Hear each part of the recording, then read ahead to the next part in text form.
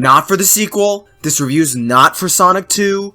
I'm aware there have been early screenings and some saw the second movie early. I was not one of those people. I rewatched the first Sonic movie last night and figured I'd bundle a review out of my rewatch as I'm prepping for the sequel. I'll review the Sonic 2 movie around opening weekend, but for now, I want to review the first Sonic movie. The first live-action Sonic the Hedgehog movie that came out on Valentine's Day in 2020. I'm doing a review for this movie to prep myself up, and you all to anticipate Sonic 2, and I suppose the future of the Sonic cinematic universe, and it's also because I never did a review of this movie. I would have done a review had it not been for the fact that this channel, SuperMarioT, my YouTube channel, was hacked around the time the movie released. Almost lost my entire channel for good at one point, couldn't do anything for it for 2 months till I got it back. That was 2 years ago, and I never reviewed the movie. Now with the sequel on the horizon of releasing in theaters a week and a half from now, this is basically the second best time to ever review this movie. So, I'm going to talk about the first of now multiple Sonic live-action movies, and I apologize for the stock imagery for most of this. Paramount's kind of anal when it comes to their movies and promo material getting used, so I'm going to play it safe, hoping this video dodges copyright altogether. And obviously, it's hard to talk about this movie and not bring up the original design Sonic had, this ugly, gross, uncanny valley-looking abomination the movie was originally going to have, and due to the immense backlash and criticism that design got, they delayed this movie, brought on Tyson Hesse, a very profound and fantastic artist known for his work on the Sonic comics and some Sonic animations at the time, redesigned live-action Sonic, made it much more closer to his canonical design, really the only difference being his blue arms, as opposed to the tan look his belly and muzzle have, for example. Not only do I and many of us agree, the redesign's fantastic, like how Sonic looks and is animated throughout the movie and in the trailers with this design, it's much more in line with animation and expression in Sonic's games, but I do genuinely feel the redesign did improve the overall quality of the movie by a very considerable margin. You also have to give Tyson and the animators behind this project a lot of credit for even delaying this and touching up a lot of the scenes that had Sonic in it, and very likely the Echidna Tribe and Longclaw for all we know, because a movie getting delayed for a couple extra months and reanimate and retouch up the CGI and designs of multiple characters to that major degree, or even for just one character, that does take a lot of time, and Sonic is obviously in a lot of this movie. That's something that's become more common for game development, but for something like a movie production, a feature-length film, that's far less common and still takes a lot of time and money, so I do have to commend the animation staff for managing to make the CGI stuff look as well as it does, and for making Sonic look this good and this much better than in the original promotional material that fast. Also serving as an example of what happens when you criticize and backlash something, sometimes they'll just touch it up in an update or give us a better product than what could have been. There's a point to the complaints. It's always a point to criticism. Just putting that out there. Here, it was the majority against the original design, and I am curious if there's an extended cut of the movie with the original ugly design. There's always going to be that part of me, and I would like to see a version of that movie deep down, at least a little bit. But the new design works. I think a lot of interactions and story developments and character moments land much better and securely because the design's nice and largely accurate to the source material. That lack of jarringness and gross design doesn't distract from the immersion or make the connections, bonds, or even just simple character expressions feel too forced, artificial, or memishly bad. Like having a lot of moments in this movie pan out the way they do, to me, generally work well enough, and that is in part because of this design. And that's the other thing too. Beyond the redesign and delay to make the final product better, this movie does follow a lot of your standard stereotypical schlock these fictitious, insert this cartoony fictional character in the real world movies follow. The military gets involved and is a plot device to move the plot along. That's how Robotnik's even in it at all. The generic trope of the main character knowing the sensibility and going about his own life does the opposite for the cartoony character is all, what am I doing? But just goes along with it. Generic pop culture music, the car scene towards the human main character and the main animal slash cartoon character, the generic buddy trope, the main town of the movie takes place. It's called Green Hills, because the first level in Sonic is Green Hill Zone, some cringy comedy to adhere to younger audiences, the 2-time Sonic flosses, some of Sonic's lines as well, plenty of one-liners landing with little to no fanfare, some jokes not landing, buddy bonding montage, villain dance montage, the climax where it's a generic power friendship cliche. To be fair, that last one's your typical Sonic schlock. So that's one thing. But the structure and general vibe the movie has and follows, it's a lot of your generic live-action CGI hybrid, fictional IP adaptations, your Smurfs, your Scooby-Doo live-action movies, Detective Pikachu even, etc. It has a lot of those tropes and ideas you've seen in multiple movies of this format. So by no means does this movie do anything crazy or spectacular. It doesn't necessarily go that far or hard with the Sonic fan service either. So if you're not into those cringy types of films, this movie likely didn't do anything for you either. But I still think the movie's decent and enjoyable enough. Both originally in 2020 and last night, I still enjoyed a good bit of what I was watching. Some parts I still laughed. There were a few bits that were very memorable. Again, nothing spectacular, nothing revolutionary, but even with its weaknesses, I felt didn't ruin or kill the movie to any major degree. It's that same generic live-action adaptation when you get down to it, for sure. I'm not debunking that whatsoever. It's completely true. But I feel like the Sonic movie is one of the best movies of that subgenre. Like, I don't know if I see myself going back to this movie and rewatching it a whole lot after last night, but I still think it's a decent romp, at least for your average Sonic fan. Nothing really that bad or stupid, nothing crazy or amazing or great or whatever. Just a comfortable, okay, decent kids film that most people will likely find enjoyable to watch. And I guess to also add a little bit of perspective with the sequel coming, one way I think this movie will age in an interesting way is an anecdote.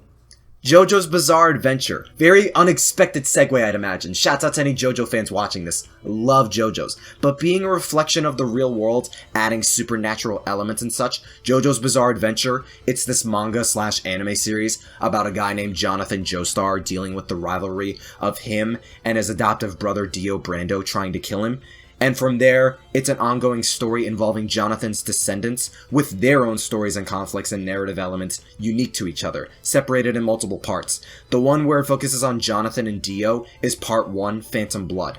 There are currently 6 parts animated, 8 parts done in the manga, and I do recommend giving JoJo's a watch/read. I think it's a great story, really charming. But the point I'm making here is Part 1, Phantom Blood. It's a good part and has plenty of good elements to it that make it a fun and entertaining watch. Hopefully I do more anime-related content in the future talking about it and other shows and series I like, but most fans regard Part 1 as one of the weaker parts compared to Parts 2, 3, 4, 6, etc. Mainly because of how much wilder and more creative later parts get, but plenty also feel Part 1 sets up the rest of the series and is respected and beloved by plenty of JoJo fans anyways because of this. It's the build-up to something greater while still being a solid and good beginning. That's how a lot of fans see Part 1 of JoJo's Bizarre Adventure. I feel like the Sonic movie is basically going to be viewed in a similar light, especially when you look at the sequel, all the promo material, and consider they confirmed a 3rd movie in production. This first one, it's a decent film amidst all the flaws it has in my opinion. It's cringy, largely alright, but the sequel's where it really dives into the Sonic aspects of the brand. It's combining Sonic 2 and Sonic 3 in one, Tails is in it, Knuckles is an antagonistic force here, the Master Emerald and Angel Island are in it. There's going to be a bigger focus on all of those aspects and characters, as well as Sonic getting more fan servicey while also being more interesting and creative with its narrative and less generic and stereotypical. Like Sonic 2 and future live-action Sonic movies will very likely become better, more entertaining, and more memorable movies in multiple ways than this first one, but it's because that even with the limits and faults this movie has, the staff and team behind it, in my opinion, still tried and gave a genuine effort in making this movie as enjoyable and solid anyways. Now Sonic's literally going to get a cinematic universe because of how the redesign got all that love. This movie's one of the best performed video game adaptations ever. It was a big success in the box office, and I do believe there was a genuine attempt, not just by Tyson and the animation staff when reanimating the movie with the redesign, but also by the actors cast that they wanted to deliver some entertaining performance and bring out these characters in as best of a light they possibly could. And it's going to pave the way for future Sonic movies to take more inspiration from the game series, flesh out these characters in a separate universe, and even give us solid human characters in this universe too. So getting into what the movie actually shows, I really like the introduction, having this baby Sonic run through Green Hill Zone, having Discovery play, that was a surprising treat, the opening music from the intro in Sonic Mania. Green Hill looked beautiful. I find it interesting the way they set up Sonic's origin, so to speak. he has an owl for a mom named Longclaw, and she's trying to protect Sonic and make him be careful with his power, his speed, and this Echidna tribe shows up trying to either catch or kill Sonic, or both. Like, it's different from what Sonic 3 and Adventure established with the Echidna tribe. This intro takes place 10 years before the main story throughout the rest of the movie. Sonic's like 4 or 5 here, basically, and the Echidna tribe has it out for him here. Longclaw sends Sonic to the human world via rings, and even when it's starkly different from the main Sonic canon, it interests me if they plan on fleshing that out in the sequel at all, which I'm fairly sure they will, given Knuckles holds Sonic and punches him into the ground, remarking how he doesn't even need Sonic's power in that first trailer. Same for Longclaw sacrificing herself, and we never really know whether or not she survived. Forget the fact Sonic has a mom who's an owl in this universe. I just find all of that, like, really weirdly interesting. The Echidna tribe looks cool. How rings are implemented here is exactly how rings function in Sonic. Beyond currency, plenty of giant rings act as portals, sending Sonic to different worlds and special stages. Multiple Sonic games do this, I really like that. Sonic's given a bag of rings and is told by Longclaw to escape to these multiple worlds on a map when one doesn't work so he can move on to another. He also remarks how while he loves Green Hills, despite his lack of direct engagement with its inhabitants, he also dreads wanting to go to the Mushroom World. I always thought that was a nod to Mushroom Hill Zone in Sonic 3 Knuckles. I still think I'm right on that. Sonic mentions how he hates mushrooms. Some thought that was a jab at Mario. That does make sense, but especially when Robotnik gets sent there later on alongside Knuckles being in the sequel, I still believe it's Mushroom Hill Zone. More of a nod to that level in Sonic 3 more than anything else. The Mario jab is a funny perspective, and it would make sense though. And I guess I'll use that as a springboard to the other interesting thing about this movie, is again, so to speak, this is essentially an adapted origin story of sorts for Sonic. Dr. Eggman too, but mainly Sonic. We always knew Sonic as this cocky, reserved, cool dude with a righteous heart and all, but this movie explores more of Sonic's character in this universe from a place where he's more isolated. Ever since he left Longclaw from that ambush, he's basically been living in the Green Hills town for 10 years all on his own. He got his own cave of items, belongings, and objects he just scrounged up, his own little man cave, some cool references in there too, Hilltop, Sonic 2 nod, but Sonic's always been a background character for these citizens, spying on people, viewing Tom as more of a babysitter cop than a cop, which Tom felt the same, dubbing him Donut Lord, Pretzel Lady the wife because she's doing yoga, seeing kids play baseball, wish he had friends of his own, wishing he was included, the funny joke that this old guy drawing him up as Sonic, the Sonic meme, Crazy Carl I think was the name of the guy, who speaks to how Sonic exists, but no one believes him. Like, they write Sonic as this lonely, isolated kid, and make that one of the primary narrative points for Sonic's character here, and it's because of the fact that Sonic is an alien to them. I really like that. Sonic's always been this supernatural entity, not like most humans. I like that the movie gets that point across. He is very much human-like, with human qualities. He has a soul, but is an alien, this blue fast outlier that would scare these guys and is obviously not one of your common life forms Earth has, but he's by no means some wild animal or creature or whatever. Some underlying topic of discussion for another time, likely, but essentially, every character except Dr. Robotnik treat and acknowledge Sonic, that even though he's not of Earth, he's this weird living thing that has absurd speed, but they don't downplay him to be this wild animal, basically. In the context of the beginning of the movie, it makes sense. And back to Sonic's loneliness, Sonic never really displays this kind of loneliness ever in the games. He's rarely lonely if at all, and even when he is, it's rarely much of a thought of inner monologue he goes through. It's basically a non-existent problem. Mainly because that's not really a character trait Sonic has, and for obvious reasons. Within the context of this movie acting as an origin story in a separate cinematic universe, I think it's fine. It's relatable for kids, not feeling included or left out because they think them being different's bad, that whole subtext, albeit it's also another cliche. It's a separate universe involving Sonic.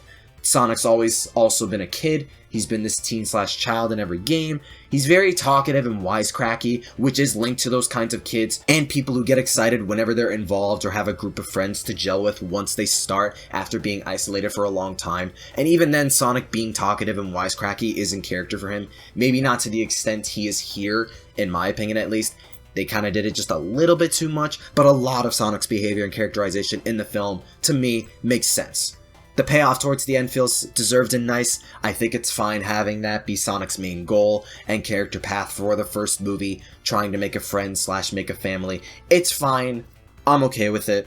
Another note is how the object of interest and power for the movie beyond Sonic's own look is his power. His speed, but also the fact his speed can amplify this energy inside him that emits this electricity, which is also linked to his emotions as well. He causes that blackout when frustrated running laps on that baseball field. Then again, when Sonic learns Tom wants to move out of Green Hills and he's on that car and he gets frustrated. And then the end, when Tom calls Sonic his friend in that. They don't really go too in-depth with how Sonic has that extra layer of power beyond his speed, beyond the fact he's fast, nor do they try to explore how Sonic can control and maintain that power alongside his speed. Again, the JoJo's anecdote, I think they're going to explore that more in the sequel alongside the Echidna Tribe and Longclaw and why Sonic's power was sought after at all. It's a plot thread they don't really push or flesh out here, alongside the Echidna Tribe and Longclaw's fate. But again, I think it'll act as a setup for the sequel or sequel movies. A flaw all the same, but you get what I'm getting at. And when we see Sonic in the new design, he's messing with Tom's speedometer as he's monitoring the highway, trying to reach a high speed record while Tom's confused as why it's reading 300 miles per hour. He can't see Sonic, he's too fast. Gets called into town to do something, almost runs over a turtle, Sonic saves it, runs with that turtle. That whole scene was cute and funny. I'll segue from there to discuss the overall cast. Ben Schwartz as Sonic. Ben Schwartz is great. He evokes that this quippy and active kinetic energy to Sonic's speech and vocality that match his overall personality in this movie. He's a good voice for Sonic. James Marsden as Tom, main human lead. He's a good actor, and the character's also solid. Same for Tom's wife, Maddie, played by Tika Sumpter. I usually compare this movie a lot and put it on par, roughly, with Detective Pikachu for different reasons. But the one thing I feel like this movie does better than Detective Pikachu is having a better written cast of characters. Like, Sonic's solid, James Marsden's Tom character works throughout most of the movie, same for Tika's Maddie, Dr. Robotnik as well. The only character I'm not that keen on, really, it's the wife's sister, I think, JoJo's mom in the movie, who hates Tom, wants her to get divorced or whatever. You could definitely kind of get behind or vibe with Tom and Maddie in this movie, not just Sonic. And the chemistry Tom and Maddie have is good too.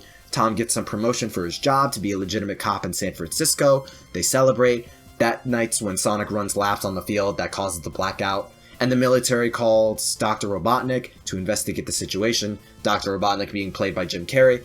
I think most of us can agree, beyond Ben Schwartz as Sonic, Jim Carrey carried this movie a large amount. The man is a funny and charismatic actor. His persona as Dr. Robotnik, Dr. Eggman, is very apt and fitting for the character. The look is one thing. The design, I think they were off on. Again, there's that whole origin thing to consider. Him being this weird, zany, and narcissistic scientist who happens to be the smartest man in the world, Jim Carrey playing as Eggman is funny. It works. It's ironic because I do also agree and believe you could basically chalk up Dr. Robotnik in this movie as just Jim Carrey being Jim Carrey, because we get a tiny glimmer of Jim Carrey both looking more and evoking that Dr. Eggman personality, that like gruff is like, ho ho ho, towards the tail end of the climax and the very end of the movie where he's on the Mushroom Planet with the whole Christmas quote and reconnaissance thing, which I do think was very, very good, but we don't get a lot of that. Lee Madub, sorry if I butchered that last name, is Agent Stone, Robotnik's assistant, and their interactions are decent-ish comedic relief. Jim Carrey, though, he was just funny throughout most of the movie. The egg sack line always gets to me. The acting in general amongst the big main players for the Sonic movie is good. That's probably one of the movie's greatest strengths. Sonic almost gets discovered from Robotnik's robots, runs to Tom's garage to escape. Tom checks the garage thinking it's raccoons, shoots Sonic with the trank gun, famous meow scene. With the redesign, it's funnier, but I'm fairly sure it's just because of the original trailer's uncanny design, saying the same thing, amping up the comedy via hindsight. Tom helps Sonic evade Robotnik, trying to understand Sonic. Jim Carrey screaming, Tom punching him in the face. That's a funny highlight to me. They drive away. Sonic guilt trips Tom to help get his rings back in San Francisco, because that's the last thing Sonic thought of before passing out, looking at Tom's t-shirt and dropping the bag of rings through the ring portal. Tom trying to adjust to Sonic's energetic and kid-like energy. The general banter and conversations between Sonic and Tom from here on out, again thanks to the redesign by a considerable amount, do feel mostly believable and genuine, and it works. Largely, again, it does work, even when it's a lot of by-the-books generic stuff we've seen before. The tavern scene was alright. Sonic being wowed by just a tavern is a little weird, but he's a kid, so it didn't bug me that much. Their bonding starts there. It's an alright setting in general, the whole thing. Sonic makes a bucket list not knowing the purpose of a bucket list, tying into his attachment to Earth and his desire to befriend someone, because that's like one of the things he wants to do. Start a barf fight. I do find it funny how the movie does this thing twice, where, actually, speaking of JoJo's Bizarre Adventure, Sonic does Zawato. Not really, but it looks like time stopped. When it, not really, it's just Sonic going so stupidly fast, everything else slows down to a crawl around him, to put in perspective just how fast, in reaction and overall speed, Sonic actually is. He's pulling some dude's underwear, moving people and things in different spots before him and Tom escape, when time resumes normally. I like that. They do that joke only twice, so it doesn't grate or get stale. I do unironically like it when they do that. Robotnik catches up to Sonic and Tom on the highway, unleashes a mech that breaks off into multiple mechs the more Sonic and, surprisingly, Tom try to fight and break it down. It's a whole action scene after the usual buddy banter. The action in the movie is overall pretty solid, at least. Sonic does some spin dashes, some spin attacks. It's cool stuff. It's also neat Tom tries to fight a little bit there too. Bomb goes off, knocks out Sonic, and using Sonic's quill that he got from Tom's house earlier in the movie, Robotnik infuses Sonic's DNA with his robots as Tom and Sonic escape for a bit to Maddie's sister's house in San Fran. I love the scene where JoJo gives Sonic the new red shoes. It's just an adorable scene, and man do I wish they sold those shoes in real life. I don't know why Sega never did. They get to the building with the rings on it. Tom and Sonic say their goodbyes before Robotnik comes through with the upgraded robots. It's the whole climax of the movie. Again, I can believe and get behind Sonic and Tom's bond in this movie. It works. The climax in general, Sonic and Robotnik running through the city and locations Sonic thinks of to escape to with his rings. The whole climax was good. Then it goes back to Green Hills. Sonic's beaten. Tom tries to fight for him. Lands another solid punch of Robotnik, which was also funny. And the same generic shonen cliche, friendship power, gives Sonic that burst of energy, and he knocks Robotnik into the mushroom world, and the movie ends on an Olive Garden joke, weirdly enough, and Tom and Maddie deciding to stay in Green Hills and giving Sonic a room for him in their attic. And before I close out, that end credits scene, man, it shows Tails trying to find Sonic. But can I just remind y'all, whoever went to the theaters for this movie, how insane the crowd went at that post-credit scene?